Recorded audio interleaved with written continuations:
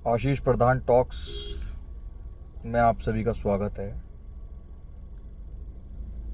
आज मेरा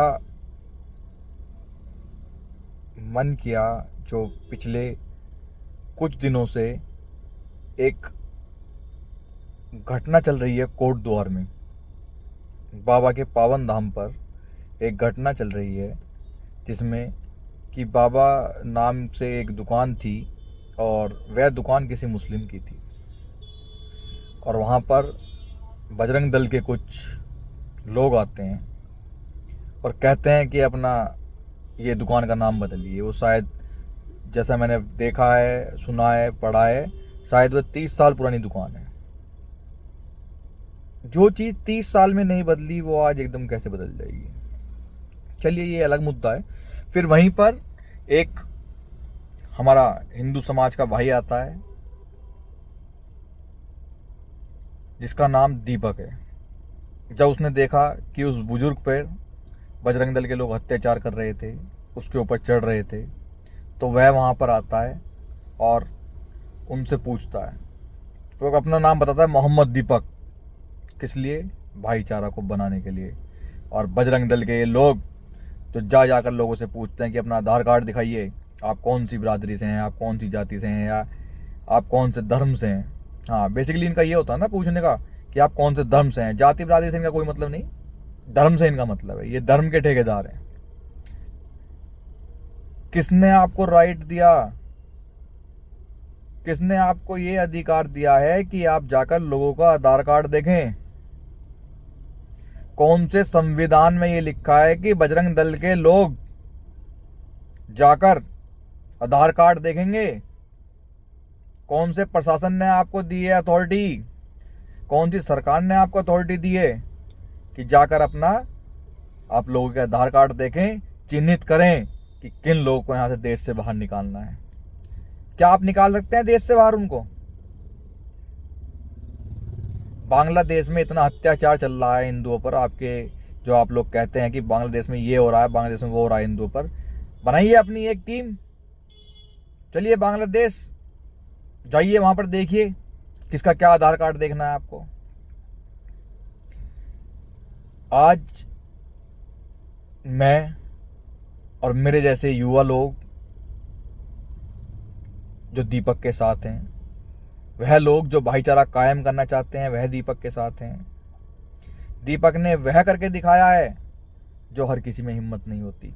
लोग अपने कर्तव्य से पीछे हट जाते हैं। उन्हें लगता है ठीक है, किसी और के ऊपर हो रहा है, मैं क्या करूँगा। लेकिन नहीं, दीपक आगे आया। दीपक ने ये सारी चीज़ें देखी, उससे सहन नहीं हुई तो वह बीच में कूद पड़ा। आप उस अकेले से भिड़ने 150 लोग जा रहे हैं और प्रशासन उनका साथ दे रहा है।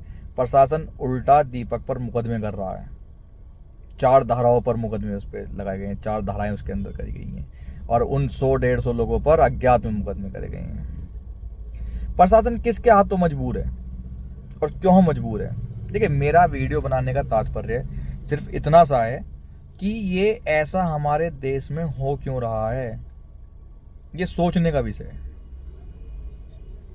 सोचिएगा और कमेंट में ज़रूर बताइएगा कि जो हो रहा है क्या वह सही हो रहा है, क्या वह रुकना नहीं चाहिए,